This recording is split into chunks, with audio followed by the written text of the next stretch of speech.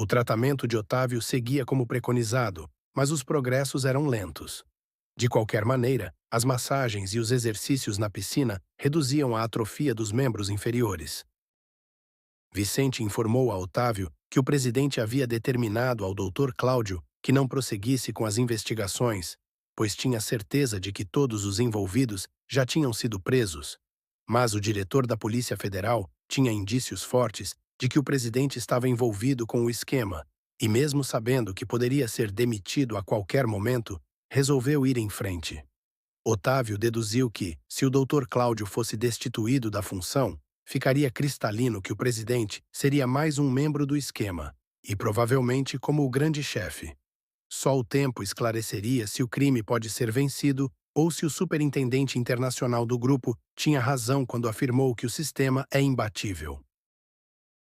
Somente 6 meses após a cirurgia, Otávio mostrou-se otimista, tendo em vista estar apresentando alguma sensibilidade nas pernas. Foi motivo de júbilo. O médico comentou que chegara a temer pelo êxito do tratamento, pois as respostas estavam muito aquém do esperado. Antes disso, Otávio havia sugerido ao médico que fosse assumida a paralisia definitiva. Assim, voltaria às suas atividades profissionais, movimentando-se com a cadeira de rodas. Estava tornando-se cansativa a ida diária à clínica e os resultados não eram animadores, apesar de empenhar-se com força de vontade incomum. O médico demoveu-o de tal intenção. Além do desespero pela provável derrota no tratamento, Otávio sentia falta da atividade profissional. Oscar, amigo e presidente da empresa onde trabalhava, assegurara que, logo que estivesse pronto para o trabalho, poderia reiniciar as atividades, com ou sem cadeira de rodas. Na capital, o Dr. Cláudio prosseguiu com as investigações e provou que o presidente da República era o grande chefe da quadrilha. Vencera a batalha. O presidente caiu. Enfim, 10 meses depois de ser baleado, foi conseguido o que o próprio Otávio já tinha considerado improvável: a cura total. Nenhuma sequela. O pesadelo pertencia ao passado.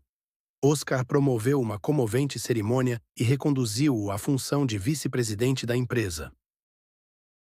Débora continuava frequentando o apartamento do ex-namorado e os dois faziam programas regularmente, tais como caminhadas, mergulhos no mar, cinemas, teatros e bons restaurantes, mas já admitia não haver a menor possibilidade de assumirem compromisso.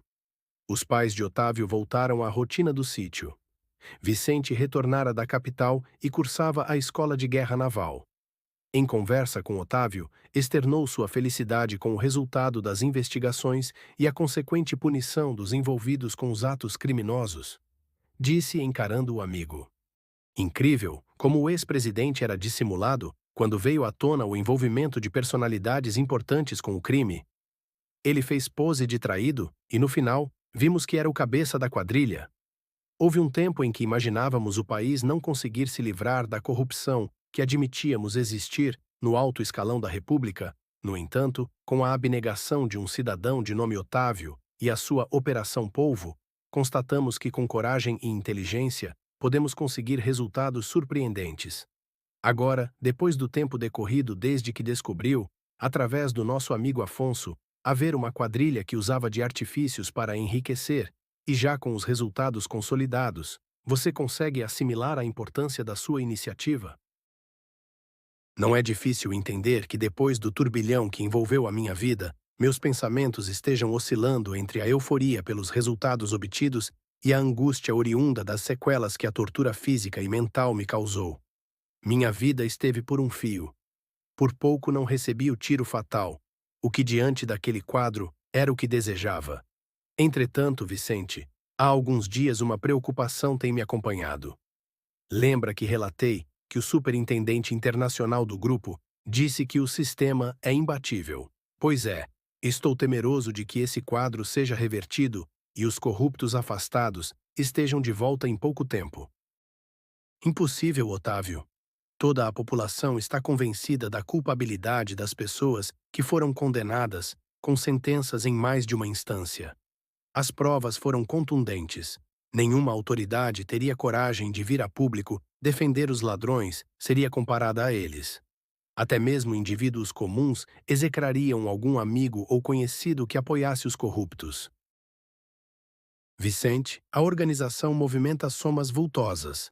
Com o dinheiro que possui, não seria difícil comprar muitas pessoas influentes e com poder para reverter a situação.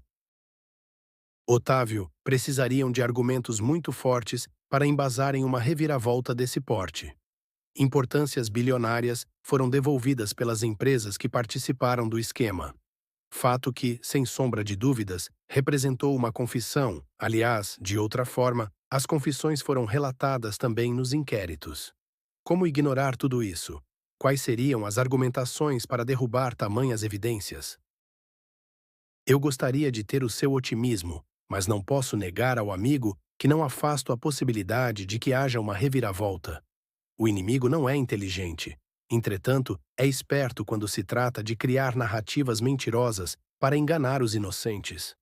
Por outro lado, dinheiro não falta para arregimentar pessoas decisivas e ávidas por enriquecer rapidamente. Você acredita que, mesmo tendo sido descobertas importâncias fabulosas durante as apurações, que não exista muito dinheiro camuflado? Não duvido que consigam algum artifício para tirar da cadeia os condenados antes que cumpram toda a pena.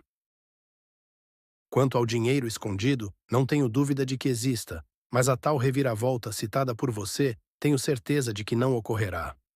O país mudou, os resultados estão aparecendo, já não existe o PIB negativo que o governo deposto deixou.